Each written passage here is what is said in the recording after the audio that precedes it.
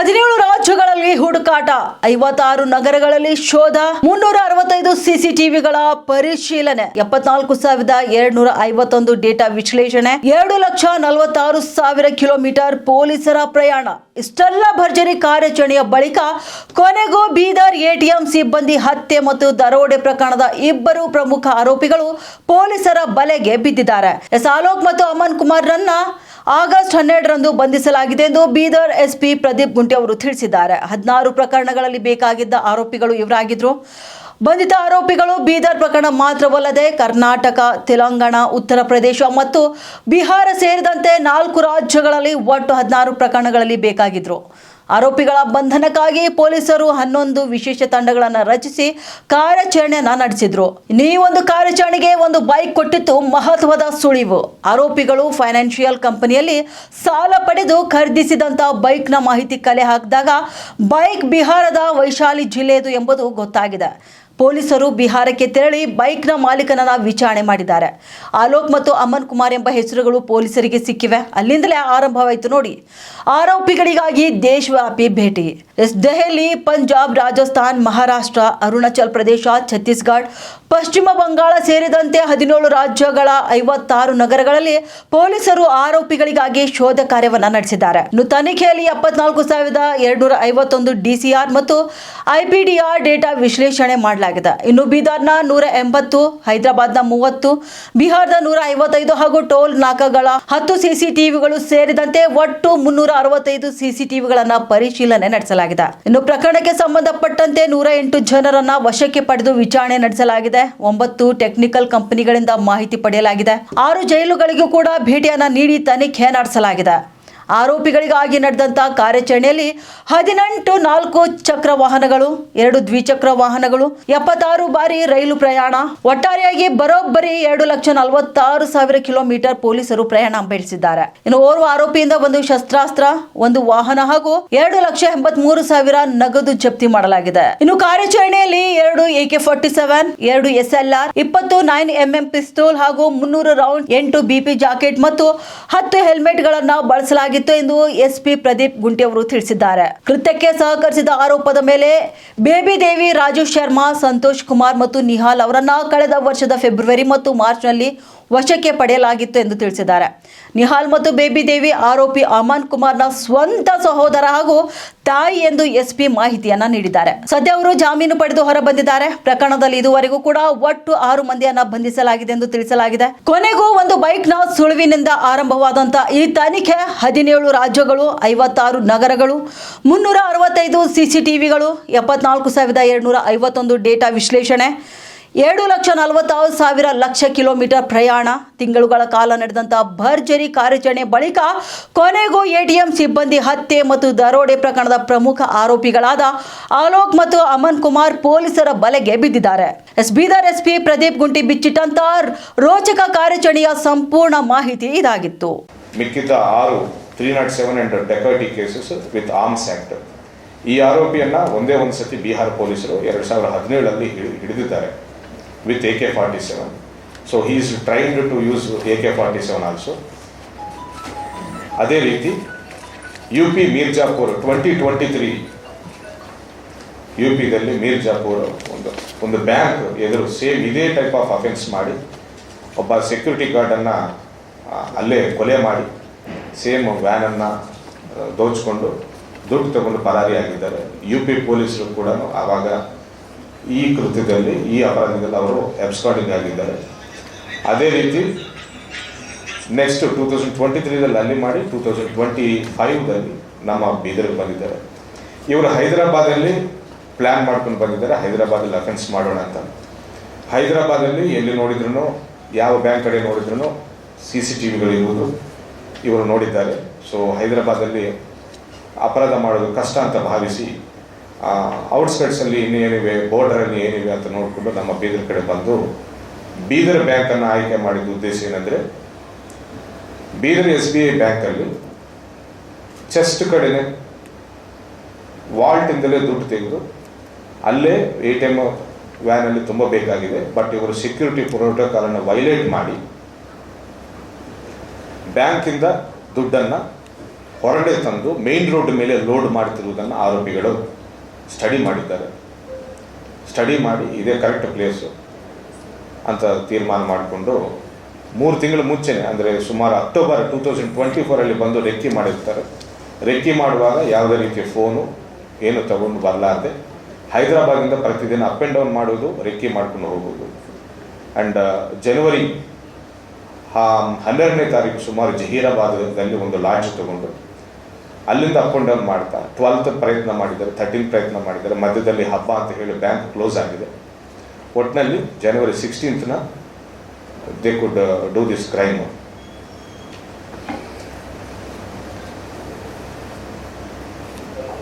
ಈ ಆರೋಪಿಗಳು ಬಿಹಾರದಲ್ಲಿಲ್ಲ, ಹೊರಗಡೆ ಇದ್ದಾರಂತ ಅಲ್ಲಿ ಫೋರ್ಸಸ್ ನಮಗೆ ಎಷ್ಟೋ ಸತಿ ಹೇಳಿದ್ದಾರೆ. ಮೇ ಇಟ್ ಬಿ ಇನ್ ಭೂಟಾನ್ ಅಂತ ಹೇಳಿದ್ದಾರೆ. ನಮಗೆ ಖಚಿತ ಮಾಹಿತಿ ಇದೆ, ಭೂಟಾನಲ್ಲಿ ಇದ್ದಿರ್ಬೋದು ಅಂತ ಹೇಳಿದರು. ಸೊ ನಾವು ಅರುಣಾಚಲ್ ಪ್ರದೇಶ್ ಬಾರ್ಡರ್ ಹೋಗಿ ಅಲ್ಲಿ ಭೂಟಾನ್ ನಮ್ಮ ಬ್ಯಾಚ್ಮೇಟ್ಸ್ ಜೊತೆನೂ ಸಂಪರ್ಕ ಮಾಡಿ ಅಲ್ಲಿ ಕೂಡ ರೆಕ್ಕಿ ಮಾಡಿಸಿದ್ದೇವೆ ಅವರ ಮುಖಾಂತರ. ಆ್ಯಂಡ್ ಇಲ್ಲ, ನಮ್ಮ ಬಿಹಾರಲ್ಲಿಲ್ಲ, ದೇವರ್ ಫೌಂಡ್ ಇನ್ ಮೇ ಬಿ ಬೇರೆ ಬೇರೆ ರಾಜ್ಯಗಳಲ್ಲಿ ಇದ್ದಿರ್ಬೋದು, ನೇಪಾಳ ಕೂಡ ಹೋಗಿರ್ಬೋದು ಅಂತ ಹೇಳಿದ ಮೇಲೆ ನೇಪಾಳ ಬ್ಯಾಚ್ಮೇಟ್ಸ್ ಜೊತೆ ಕೋಆರ್ಡಿನೇಟ್ ಮಾಡಿಕೊಂಡು ಅಲ್ಲಿ ಕೂಡ ರೆಕ್ಕಿ ಮಾಡಿಸಿದ್ದೇವೆ ಅವರ ಕಡೆಯಿಂದ. ಬಟ್ ಕೊನೆಗೂ ಒಂದು 8 ತಿಂಗಳ ಹಿಂದೆ ಮಾತ್ರ ನಮಗೆ ಪಕ್ಕ ಟೆಕ್ನಿಕಲ್ ಪ್ರೂಫು ನಮಗೆ ಸಿಕ್ಕಿದೆ that they are roaming in Bihar state only ಅಂತ. ಇದನ್ನು ಅಲ್ಲಿದ್ದ STF ಗಮನಕ್ಕೆ ತಂದು ಅವ್ರ ಜೊತೆನೂ ನಾವು 2-3 ಸತಿ ನಾವು ಪ್ರಯತ್ನ ಮಾಡಿದ್ದೇವೆ. ಅಲ್ಲಿ ಕೆಲವು ಟೆಂಪಲ್ಸ್ ವಿಸಿಟ್ ಮಾಡ್ತಾ ಇದ್ದೇನೆ. ಬಸರಿಧಾಮ್ ಟೆಂಪಲ್ಗೆ ಪಕ್ಕ ಪ್ರತಿ ಸಂಡೇ ಈ ವ್ಯಕ್ತಿ ಬರ್ತಾ ಇದ್ದೇನೆ ಫ್ಯಾಮಿಲಿ ಮೆಂಬರ್ಸ್ನ ಭೇಟಿ ಮಾಡೋಕ್ಕಂತ. ಆ ಮಾಹಿತಿ ಮೇರೆಗೆ ಆ ಮಾಹಿತಿಯನ್ನು ನಾವು ಬಿಹಾರ್ ಪೊಲೀಸರ ಜೊತೆ ಶೇರ್ ಮಾಡಿಕೊಂಡು ಒಂದು ಸತಿ ಪ್ರಯತ್ನ ಮಾಡಿದ್ದೇವೆ ಲಾಸ್ಟ್ ಇಯರ್. ಬಟ್ ಅನ್ಫಾರ್ಚುನೇಟ್ಲಿ ನಾವು ಅದರಲ್ಲಿ ಫೇಲ್ ಆಗಿದ್ದೇವೆ. ಈ 2 ತಿಂಗಳಲ್ಲಿ ಫಸ್ಟ್ ಟೈಮ್ ನಮಗೆ ಜೂನಲ್ಲಿ ಈ ವ್ಯಕ್ತಿ CCTV ಫುಟೇಜ್ ಸಿಕ್ಕಿದೆ ನಮಗೆ. ಅಲ್ಲಿವರೆಗೂ ಹಿ ವಾಸ್ ಎ ಗೋಸ್ಟ್. ಇಬ್ಬರು ಎಲ್ಲಿದ್ದಾರೆ, ಯಾವ ಕಡೆ ಇದ್ದಾರೆ, ಏನು ಮೂಮೆಂಟ್ ಅಂತ ಕೂಡ ಗೊತ್ತಾಗಿರಲಿಲ್ಲ. ಅವರನ್ನು ನೋಡಿದ್ದವರಿಲ್ಲ, ಅವರ CCTV ಫುಟೇಜ್ ಕಲೆಕ್ಟ್ ಮಾಡಿದ್ದು ಇಲ್ಲ. ಲಾಸ್ಟ್ ಜೂನಲ್ಲಿ ಫಸ್ಟ್ ಟೈಮ್ ಅವರ CCTV ಫುಟೇಜ್ ನಮ್ಮ ಕರ್ನಾಟಕ ಪೊಲೀಸರು ತೆಗೆದು ಬಿಹಾರ್ ಪೊಲೀಸರ ಜೊತೆ ಹಂಚಿಕೊಂಡಿದ್ದೇವೆ. ಫಸ್ಟ್ ಟೈಮ್ ನಾವು ಫುಟೇಜ್ ತೋರಿಸಿದ್ದೇವೆ, ರೂಟ್ ಪತ್ತೆ ಮಾಡಿದ್ದೇವೆ. ಈ ಟೈಪ್ ಆಫ್ ರೂಟಲ್ಲಿ ಅವರು ಪ್ರಯತ್ನ ಮಾಡ್ತಿದ್ದಾರಂತ ಅವ್ರ ಜೊತೆ ಶೇರ್ ಮಾಡಿಕೊಂಡು ಆ ಬಿಹಾರ್ ಪೊಲೀಸರಿಗೆ ರಿಕ್ವೆಸ್ಟ್ ಮಾಡಿಕೊಂಡು, since this is the route, ನಾವು ಕರೆಕ್ಟ್ ಮೂಮೆಂಟ್ ಹೇಳ್ತೇವೆ, ಮೂಮೆಂಟ್ ಹೇಳಿದಾಗ ತಾವು ದಯವಿಟ್ಟು ಆದಷ್ಟು ಬೇಗ ನಮ್ಮ ಜೊತೆ ಕೋಆರ್ಡಿನೇಟ್ ಮಾಡಿಕೊಂಡು ನಾಕಾಬಂದೀಸ್ ಹಾಕಿದರೆ, ಅಟ್ಲೀಸ್ಟ್ 40 ಕಿಲೋಮೀಟರ್ಸ್ ಪ್ರಯಾಣ ಮಾಡ್ತಿರೋದ್ರಿಂದ ನಾಕಾಬಂದೀಸ್ ಹಾಕ್ಕೊಂಡ್ರೆ ಎಲ್ಲಾದರೂ ಒಂದು ಕಡೆ ಇಂಟರ್ಸೆಪ್ಟ್ ಮಾಡೋದನ್ನು ಹಿಡಿಬೋದು ಅನ್ನೋ ನಿಟ್ಟಿನಲ್ಲಿ ಅವರ ಹೆಲ್ಪ್ ಕೇಳಿದ್ದೇವೆ.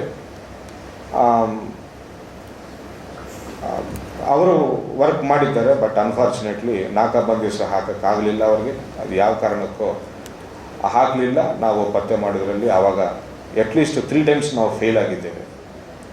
ಆ್ಯಂಡ್ ಎಸ್ಪೆಷಲಿ ಈ ಆಗಸ್ಟ್ ತಿಂಗಳು ಬಂದ ಮೇಲೆ ನಮ್ಮ ಹಿರಿಯ ಅಧಿಕಾರಿಗಳ ಮಾರ್ಗನಿರ್ದೇಶನದಂತೆ DG and IG ಸಾಹೇಬರು ಎಸ್ಪೆಷಲಿ ಆ್ಯಂಡ್ ADG ಲಂಡೋ ಸಾಹೇಬರು, ADG ಕ್ರೈಮ್ ಸಾಹೇಬರು, this is our case, Bidar Karnataka case.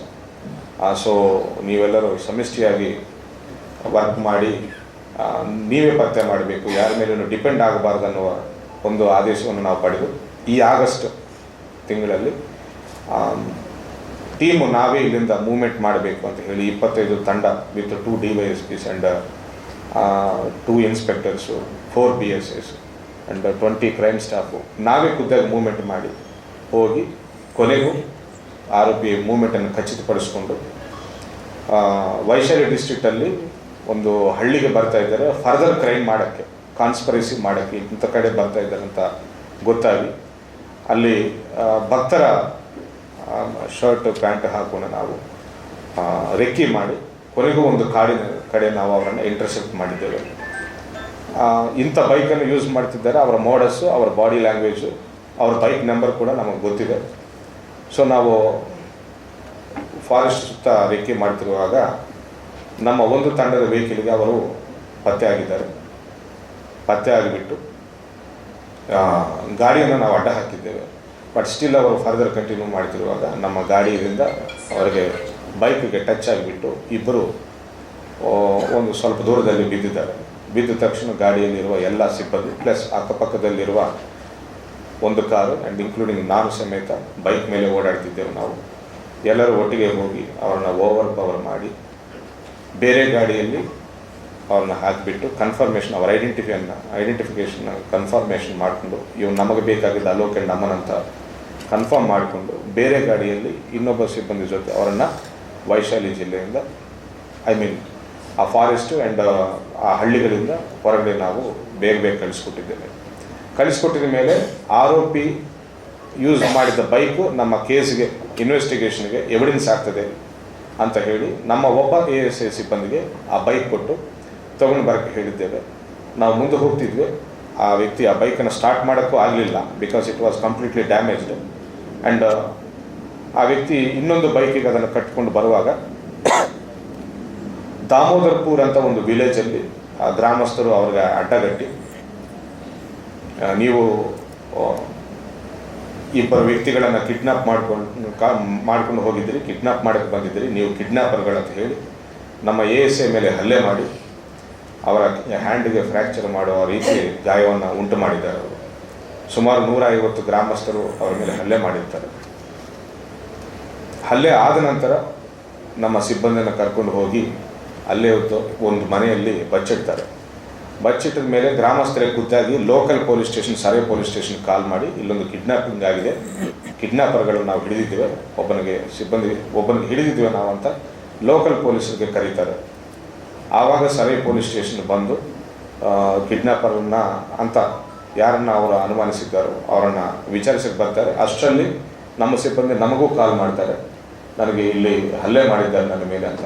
So ನಾವು ಆರೋಪಿಯನ್ನು ಒಂದು ಕಡೆ ದಾಟಿಸಿ ಇನ್ನೊಂದು ಟೀಮು, ನಾನು ನಮ್ಮ DYSP ಎಲ್ಲರ ಟೀಮು ವಾಪಸ್ ಹೋಗಿಬಿಟ್ಟು ನಮ್ಮ ಸಿಬ್ಬಂದಿಯನ್ನು ರೆಸ್ಕ್ಯೂ ಮಾಡಬೇಕಂತ ನಾವು ಗ್ರಾಮಸ್ಥರ ಜೊತೆ ನಾವು ಕೂಡ ಒಂದು ರೀತಿ ಟಸಲ್ ಆಗಿಬಿಟ್ಟು ಗ್ರಾಮಸ್ಥರು ನಮ್ಮ ವೆಹಿಕಲನ್ನು ಕೂಡ ಡ್ಯಾಮೇಜ್ ಮಾಡಿ ಒಟ್ಟಿನಲ್ಲಿ ID ತೋರಿಸಿದ್ರೂ ಸಹ ಅವರು ಹಲ್ಲೆ ಮಾಡಿದ್ದಾರೆ. ಆ್ಯಂಡ್ ಅವರೇ ಖುದ್ದಾಗಿ ಸರೈ ಪೊಲೀಸನ್ನು ಕಾಲ್ ಮಾಡಿದ್ದಾರೆ. ಸರೈ ಪೊಲೀಸರು ಅಲ್ಲಿಗೆ ಬಂದು ನಮ್ಮ ಐಡಿಯನ್ನು ಕೇಳಿದ್ದಾರೆ. ನಾವು ನಮ್ಮ ಐಡಿಯನ್ನು ಕೇಳಿ ತೋರಿಸಿ ಪೊಲೀಸರಂತ ನಾವು ಸಾಬೀತು ಮಾಡಿಕೊಂಡು ಅಲ್ಲಿಂದ ಹೊರಗಡೆ ಬಂದಿದ್ದೇವೆ. ತದನಂತರ ಆರೋಪಿಗಳನ್ನು ಲೋಕಲ್ ಪೊಲೀಸ್ ಸ್ಟೇಷನಲ್ಲಿ ಇಂಟಿಮೇಷನ್ ಕೊಟ್ಟು ವಿತೌಟ್ ಎನಿ ಡಿಲೇ ಇನ್ನೂ ಫರ್ದರ್ ಹಲ್ಲೆ ಆಗಬಹುದು ಆರೋಪಿ ಮೇಲೆ ಅಥವಾ ನಮ್ಮ ಮೇಲೆ ಕೂಡ ಹಲ್ಲೆ ಆಗಬಹುದು ಅನ್ನೋ ನಿಟ್ಟಿನಲ್ಲಿ ಲೋಕಲ್ ಪೊಲೀಸ್ ಸ್ಟೇಷನ್ಗೆ ಲೀಗಲ್ಲಿ ಯಾವ ಪ್ರೊಸೀಜರ್ ಫಾಲೋ ಮಾಡಬೇಕನ್ನು ಮಾಡಿ ಅವರನ್ನು ಇಂಟಿಮೇಟ್ ಮಾಡಿ ಇಬ್ಬರನ್ನ ದಸ್ತಗಿರಿ ಮಾಡಿದ್ದೇವೆ ಅಂತ ಹೇಳಿ ಇಂಟಿಮೇಟ್ ಮಾಡಿ ಅವ್ರ ಕಡೆಯಿಂದ ರಿಸೀವ್ಡ್ ಲೆಟರ್ ತೊಗೊಂಡು ಬೇಗ ನಾವು ವೈಶಾಲಿ ಜಿಲ್ಲೆ ಮತ್ತು ಪಾಟ್ನಾ ಆ್ಯಂಡ್ ನೆಕ್ಸ್ಟ್ ಬಿಹಾರ್ ಸ್ಟೇಟನ್ನು ಬೇಗ ದಾಟಿಸ್ಕೊಂಡು the very next day within 24 hours ಅವರನ್ನು ಕರ್ಕೊಂಡು ಬಂದು ಇಲ್ಲಿ ಜಡ್ಜ್ ಮುಂದೆ ನಾವು ಪ್ರೊಡ್ಯೂಸ್ ಮಾಡಿದ್ದೇವೆ.